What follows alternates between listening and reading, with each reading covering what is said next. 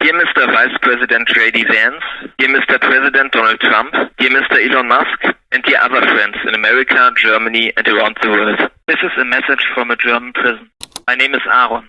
I am a right-wing YouTuber who is somewhat tied to the AfD. I conducted interviews with people like AfD politician Björn Höcke, the former Vice-Chancellor of Austria, H.C. Strache, or the chief spokesman for Trump's 2016 campaign, Jason Miller. I started making political YouTube videos when I was 19, now I'm 28, and I'm a father. On the 13th of August 2024, I was taken away from my girlfriend and son, who just turned 1 at the time. My girlfriend worked throughout the week while I took care of our son, and I did a political show on the weekends while she took care of him. We lived together. The arrest warrant came during her pregnancy. If I would have surrendered myself at that time, I would have missed my son's birth. On that day in August last year, I was going for my usual walk with my son, when about 15 undercover policemen and cops wearing ski masks ripped the stroller with my child in it away from me and overpowered me, screaming, "Don't do anything stupid. Think of the child." The reason were 7 counts of hate speech, or as the German law calls it, Volksverhetzung. One of them led to a 6-month prison sentence on its own. It was the biggest one of all of them. My worst crime in the eyes of the German justice system. As an American, you will have a hard time believing this, so here are the court documents to prove it. My crime was playing a few seconds of the politically incorrect parody song "What Does the Black Say" by American comedian Waka Waka Ali. That alone led to a prison sentence of 6 months. They also took a clip in which I made fun of leftists who smear right-wingers as Nazis out of context and charged me with the use of extremist symbols. To visualize what I was talking about, I had shown a historical picture of Goebbels who was wearing a swastika on his arm. Most of the other counts concerned multiple showings of me burning a Quran, which was a statement in defense of freedom of speech I felt compelled to after the murders of Charlie Hebdo cartoonists in 2015. Lastly, they charged me with anti-Semitic hate speech because I had represented myself with a stereotypically Jewish-looking caricature as an avatar. Please let me explain that last one briefly. My online pseudonym was Shlomo Finkelstein. That nickname was originally given to me by actual neo-Nazis who were angry about my support for Israel. Because I don't mind being called a Jew, I then took that nickname and branded it as something positive to make fun of them. It was sort of like an early version of the Yes meme. I've now been in prison for close to 7 months. During that time, 2 important things have happened. Firstly, I found out what insane measures they took in order to catch me. Funnily enough, because now they want me to pay for them.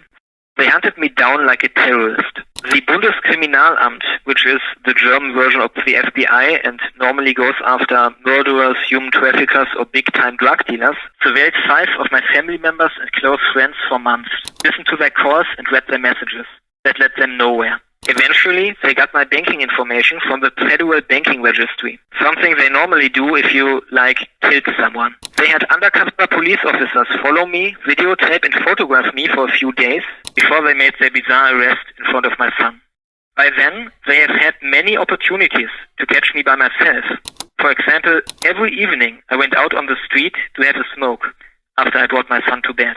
But they decided they wanted to catch me in front of his eyes. They are currently demanding over 10,000 euros from me to pay for my own manhunt.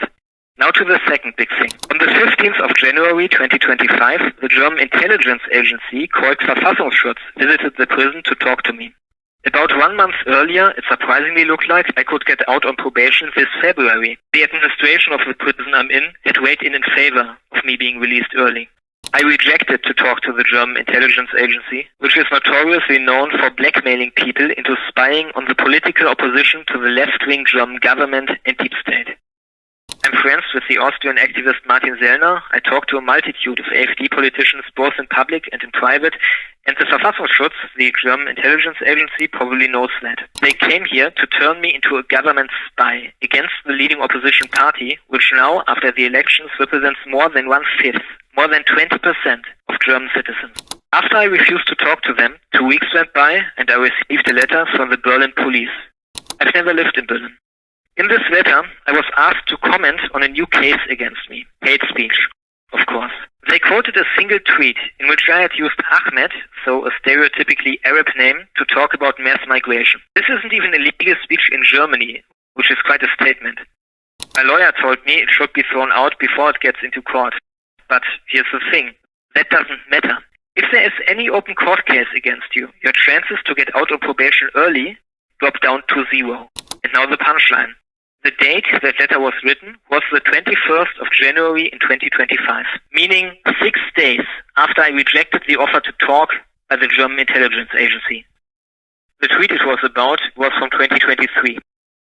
The offenses I'm in prison for right now took place between 2016 and early 2019. For 6 years, there had been no court case against me.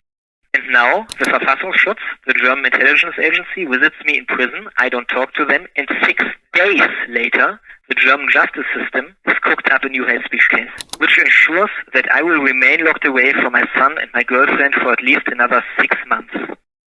My son has learned how to walk while I was gone. He's learning to talk right now. A word he hasn't learned yet is Papa, which means dad. A few weeks ago, I had my court hearing. Not only didn't I get out on parole, the young judge told me that she wouldn't let me out on parole ever. She told me that it didn't matter, that I did everything the prison asked of me, including spending 8 hours a day building stone walls in order to set the path for a new non-political career, and agreeing to attend a de-radicalization program, which is yet to start. She told me that she doesn't believe I really want to be de-radicalized, because I'm still a right-winger. So not only do I have to subject myself voluntarily to political reprogramming in order to have a chance to be with my son on his 2nd birthday, I also need to believably want to be brainwashed, which they don't buy because, well, I'm not reprogrammed yet. I suppose Orwellian nightmares like this are pretty much on the menu as soon as the state implements thought and speech crimes. During all of this, you couldn't see a hint of empathy in her eyes. These are the people the German justice system is ruled by. This is what's happening in Germany. Dear Mr. Vice President J.D. Vance, at almost exactly the same time, I saw your speech at the Munich Security Conference, and it gave me a sliver of hope. Hope that the authoritarian course that my country has taken isn't set in stone. So I think that I speak for a silent majority of Germans when I say, thank you. And let's make Europe great again.